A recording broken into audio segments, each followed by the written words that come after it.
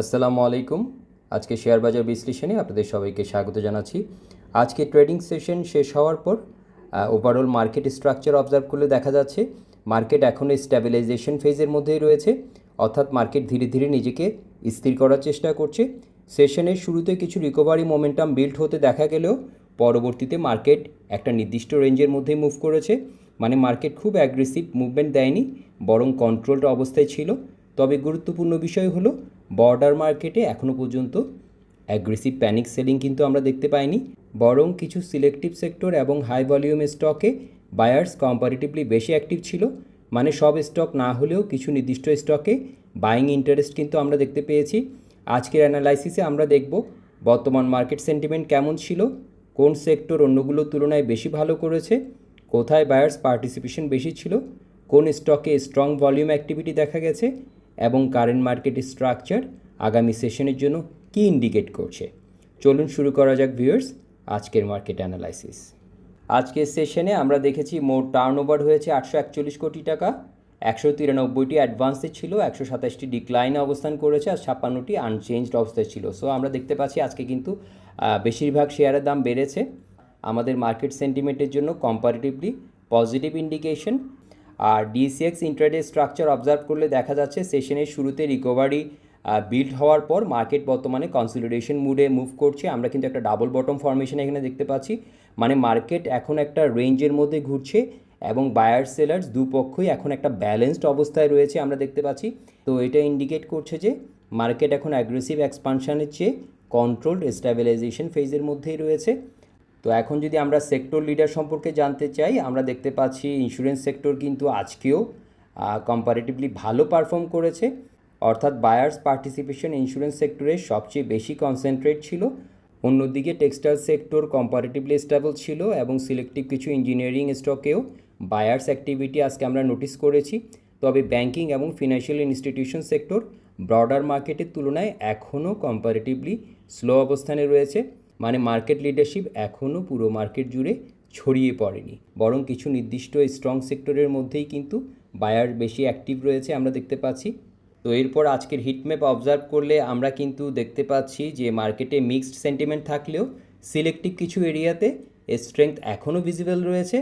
বিশেষ করে ইন্স্যুরেন্স সেক্টরের বেশ কিছু স্টক স্ট্রং গ্রিন মুভমেন্ট দেখিয়েছে আমরা দেখেছি। ফার্মাসিউটিক্যালস এবং সিলেক্টিভ ইঞ্জিনিয়ারিং স্টকেও কম্পারেটিভলি পজিটিভ পার্টিসিপেশন দেখা গেছে। অন্যদিকে ব্যাংকিং সাইডের দিকে তাকালে আমরা কিন্তু দেখেছি এখানে উইকনেস কম্পারেটিভলি বেশি ভিজিবল ছিল এবং কিছু লার্জ ক্যাপ স্টক মার্কেট মোমেন্টামকে পুরোপুরি সাপোর্ট দিতে পারেনি। মার্কেট এখনও ফুল বুলিশ অবস্থায় না গেলেও সিলেক্টিভ রিকভারি স্ট্রাকচার মেনটেন করছে আমরা দেখতে পাচ্ছি। এরপর আমরা হাই ভলিউম মোমেন্টাম মুভার্সের দিকে তাকালে আমরা কিন্তু আজকে দেখতে পেয়েছি আরডি ফুড, পিএলএফএসএল, আইএলএফএসএল, তারপরে ন্যাশনাল ফিড মিলস লিমিটেড, প্রভাতী ইন্স্যুরেন্স, এগুলো কিন্তু ছিল। আমরা একটু একটু করে চার্টটা দেখে ফেলি। আরডি ফুডে আমরা দেখেছি আরডি ফুডে কিন্তু স্ট্রং বাইং এবং ব্রেকআউট মোমেন্টাম এখনও ভিজিবল রয়েছে। পিএলএফএসএলের দিকে তাকালে আমরা কিন্তু দেখতে পাচ্ছি বর্তমানে র্যালির পর কনসলিডেশন ফেজে মুভ করছে। এরপর আমরা যদি আইএলএফএসএলের দিকে দেখি তাহলে আইএলএফএসএল কিন্তু আমরা দেখেছি short term recovery participation noticeable ছিল আমরা দেখতে পেয়েছি। এরপর হচ্ছে যে ন্যাশনাল ফিড মিলস, এখানে কিন্তু আমরা দেখেছি এখনও পজিটিভ মোমেন্টাম স্ট্রাকচার মেনটেন করছে আমরা দেখতে পাচ্ছি। দেখেন জ্ঞান ফ্যান দিয়ে আমি কিন্তু এখানে সাপোর্ট এবং রিজেকশন লেভেলগুলো দেখানোর চেষ্টা করছি, পারফেক্টভাবে কিন্তু এগুলোকে রেসপেক্ট করছি আমরা দেখতে পাচ্ছি। এবং প্রভাতী ইন্স্যুরেন্সের দিকে তাকালে আমরা কিন্তু এখানেও দেখতে পাচ্ছি, দেখেন বুলিশ কন্টিনিউশন এবং বায়ার্স অ্যাক্টিভিটি কিন্তু ভিজিবল ছিল আজকে আমরা দেখেছি। তো এখন যদি আমরা হাই ভলিউম ডিক্লাইনার্স কারা ছিল দেখার চেষ্টা করি, আমরা কিন্তু দেখতে পাচ্ছি এখানে NCC bank, VFS TDL, SP ceramics, Muzaffar spinning mills, এগুলো ছিল। তো আমরা একটু একটু করে চার্টটা দেখে ফেলি।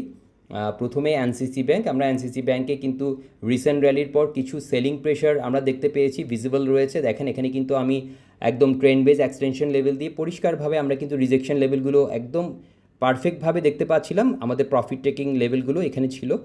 সো আমাদেরকে কিন্তু টেকনিক্যাল সিগন্যালগুলো দিয়েছে। এরপর যদি আমরা ভিএফএস টিডিএলের দিকে তাকাই আমরা কিন্তু দেখতে পাচ্ছি বর্তমানে স্ট্রং মুভের পর স্টেবিলাইজ করার চেষ্টা করছে। দেখেন একদম প্রফিট টেকিং লেভেলটা যেখান থেকে আমরা রিজেকশন পাচ্ছি, এখানে জ্ঞান ফ্যানের কিন্তু রিজেকশন রয়েছে। আজকে আমরা 1570-এ ক্লোজ করতে দেখেছি এটাকে। এরপর যদি আমরা এসপি সিরামিক্সের দিকে তাকাই, আমরা কিন্তু দেখতে পাচ্ছি এসপি সিরামিক্সে ইন্ট্রাডে প্রফিট টেকিং দেখা গেলেও স্ট্রাকচার এখনও কম্পারেটিভলি স্ট্রং রয়েছে। ঠিক আছে, আমরা দেখতে পাচ্ছি এখানে কিন্তু একটা সিমেট্রিক্যাল কম্প্রেশনের পর এটা কিন্তু সেখান থেকে আমরা দেখতে পাচ্ছি যে ব্রেকআউট করেছে, স্ট্রং ক্যান্ডেলের মাধ্যমে ব্রেকআউট করেছে। ভলিউম সাপোর্ট কিন্তু ছিল, সেখান থেকে আবার আমরা যেটাকে বলি ট্রেডিং পজের পর আবার কিন্তু নতুন করে হয়তো এখান থেকে একটা মুভমেন্ট হতে পারে। তো এখন আমাদের জন্য এখানে দেখতে হবে যে 22 এবং 24-এর লেভেলটাতে কী ধরনের রিয়াকশান দিচ্ছে। যদি প্রাইস যদি আপনার এই লেভেলটার উপরে যদি ধরে রাখতে পারে, 21.5-এর উপর যদি ধরে রাখতে পারে, পরবর্তীতে আবার কিন্তু সেখান থেকে র্যালি করার সুযোগ রয়েছে। তো এরপর যদি আমরা শেষ যে স্টকটা আমরা যেটা নিয়ে বলবো, মুজাফফর হোসেন স্পিনিং মিলস, এখানেও কিন্তু আমরা যদি তাকাই আমরা দেখতে পাচ্ছি রিসেন্ট রাইজের পর কারেক্টিভ প্রেশার কিন্তু নোটিসেবল রয়েছে। আমরা দেখতে পাচ্ছি দেখুন একটা সাপোর্ট নেওয়ার চেষ্টা করছে এখন, এটা খুব ক্রুশিয়াল একটা লেভেল আমাদের জন্য 22-20-22-এর লেভেলটা আজকে কিন্তু চেষ্টা করেছে, এটার উপরে কিন্তু ক্লোজ করেছে। আমরা ভলিউম দেখেছি, ইনডিসিশন ক্যান্ডেল দেখেছি। সো এরপরে উপরে 24 এবং 26.5-এর লেভেলটা আমাদের জন্য ইম্পর্টেন্ট হতে পারে। সো এখনও কিন্তু আমরা বলবো যে এখান থেকে কিন্তু আমরা দেখতে পাচ্ছি যে একটা এটাকে আমরা বলবো যে হেলদি কারেকশান ফেজে রয়েছে। তো যাই হোক, আমরা দেখলাম আজকের যারা ভলিউম লিডার ছিল তাদেরকে আমরা দেখে নিলাম। আমরা যদি টেকনিক্যাল পার্সপেক্টিভ থেকে দেখি, ডিএসিএক্স এখনও রিকভারি অ্যাটেম এবং স্টেবিলাইজেশন স্ট্রাকচারের মধ্যেই রয়েছে, অর্থাৎ মার্কেট ধীরে ধীরে রিকভার করার চেষ্টা করছে এবং নিয়ার বাই সাপোর্ট জোন এখনও কিন্তু ধরে রাখতে সক্ষম হয়েছে। আমরা দেখেছি আজকে ক্লোজ করেছে 5222। বর্তমানে ইন্ডেক্স কন্ট্রোল কনসলিডেশন ফেজে মুভ করছে, মানে মার্কেট এখন একটা নির্দিষ্ট রেঞ্জের মধ্যে ঘুরছে এবং বড় ডিরেকশনাল মুভ এখনও কনফার্ম হয়নি। শর্ট টার্ম স্ট্রাকচার অনুযায়ী মার্কেটের জন্য সবচেয়ে গুরুত্বপূর্ণ বিষয় হবে বর্তমান বায়ার্স পার্টিসিপেশন সাস্টেন হয় কিনা, মানে বায়ার্স ইন্টারেস্ট টিকে থাকে কিনা, ভলিউম সাপোর্ট আরও ইমপ্রুভ করে কিনা, মানে ট্রেড অ্যাক্টিভিটি আরও বাড়ে কিনা, এবং ব্যাংকিং সেক্টর ব্রডার রিকভারিতে জয়েন করে কিনা। কারণ স্ট্রঙ্গার ভলিউম পার্টিসিপেশন ছাড়া রিকভারি কন্টিনিউশন সাস্টেন করা কম্পারেটিভলি ডিফিকাল্ট হয়ে যেতে পারে। আজকের ক্লোজিং স্ট্রাকচার অনুযায়ী মার্কেট এখনও কশাস স্ট্যাবিলাইজেশন ফেজের মধ্যেই রয়েছে। আগামী সেশনে মার্কেটের জন্য কয়েকটি বিষয় গুরুত্বপূর্ণ থাকবে। অ্যাডভান্স ডোমিনেন্স ধরে রাখতে পারি কিনা, অর্থাৎ আজকে যে স্টকগুলোর দাম বেড়েছে এর সংখ্যা আরও বাড়ে কিনা সেটা দেখা, ইন্স্যুরেন্স লিডারশিপ কন্টিনিউ হয় কিনা, ব্যাংকিং সাইডে বায়ার্স পার্টিসিপেশন ইমপ্রুভ হয় কিনা, ভলিউম অ্যাক্টিভিটি আরও এক্সপান্ড করে কিনা, এবং ওভারঅল পজিটিভ সেন্টিমেন্ট ধরে রাখতে পারি কিনা।